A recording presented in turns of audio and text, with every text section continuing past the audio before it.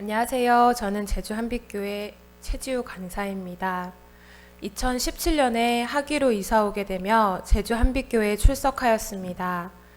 저는 어릴 적부터 교회의 복음에 대해서는 거의 전혀 들어본 적이 없는 환경에서 자랐습니다. 오히려 20대 중반이 될 때까지 기독교에 대해 이유 없이 반감을 가졌었습니다. 저는 아주 작은 복음의 씨앗들이 뿌려져 열매를 맺게 된 좋은 예입니다. 제가 20대였을 때 저는 왜 태어났는지, 무엇을 위해 살아가는지, 어떻게 살아가야 할지 말해주는 사람이 없었기에 스스로 많이 질문했습니다. 몇 년에 걸쳐 한 명, 두 명 많은 사람들이 저에게 다가와서 예수님 믿으세요 라고 던지듯이 말하고 어느새 사라졌습니다. 또 다 같이 일하던 친구는 하나님은 절대 포기하지 않으시죠 라는 찬양을 들어볼래 라며 들려줬었습니다. 또 신앙 간증 CD가 택배 상자에 함께 동봉되어져서 오기도 했습니다. 그렇게 예수님이 누구시지? 한번 나도 믿어볼까?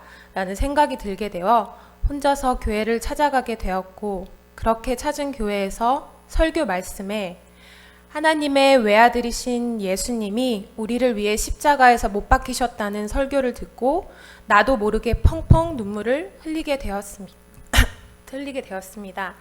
그렇게 신앙생활이 시작되었습니다.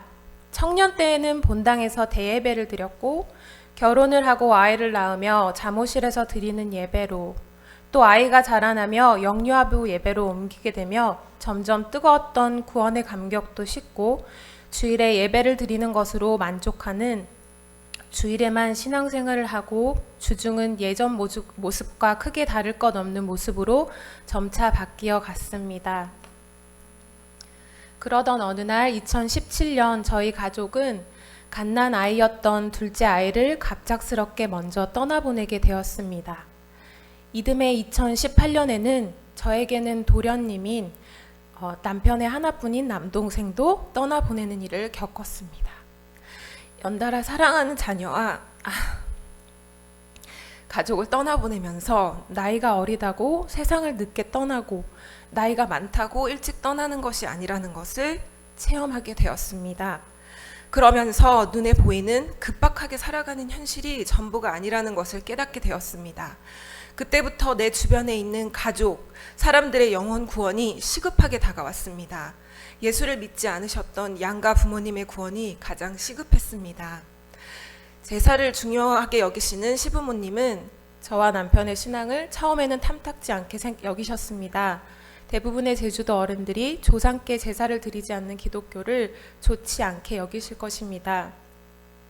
이러한 부모님께 입을 떼어 복음을 전하는 것, 교회에 모시고 오는 것은 거의 불가능으로 여겨질 만큼 높고 큰 장벽이었습니다.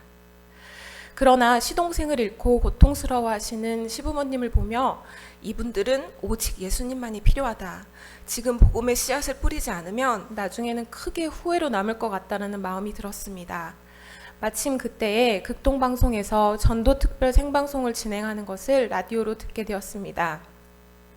연락처를 보내기만 하면 훈련된 분들이 복음을 전하고 예수님을 전해준다는 것을 알게 되었고, 서둘러 시아버지의 연락처를 남기고 함께 기도하기 시작했습니다. 전도특별 생방송의 도움으로 아버지는 예수님을 구주로 영접하시게 되었고, 시부모님은 지금까지 매주 주일 예배를 나오며 함께 신앙생활을 할 수 있게 되었습니다.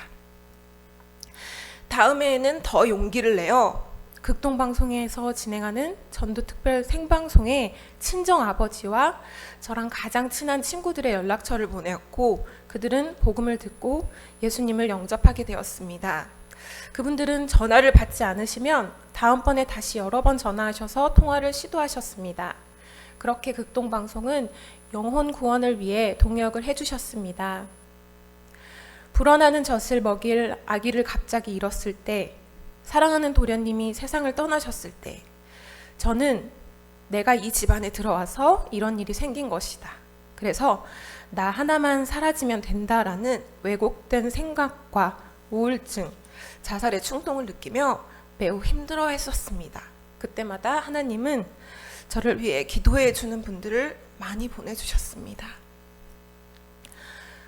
자녀를 먼저 보낸 고통과 시부모님의 아픔을 함께 겪으며 하나뿐인 아들 예수님이 죽으실 때 우리 하나님도 아프셨겠다는 마음도 느낄 수 있었습니다.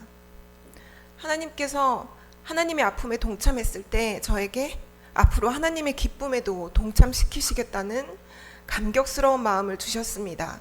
그렇게 다시 힘을 얻게 된 저는 하나님께서 영혼들을 향해 놀라운 계획이 있으신 것을 알게 되었습니다.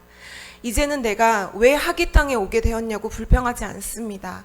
이곳에 심으신 분도 열매 맺으실 분도 하나님이시라는 것을 알기에 하나님의 기쁨에 동참할 일들을 기대합니다.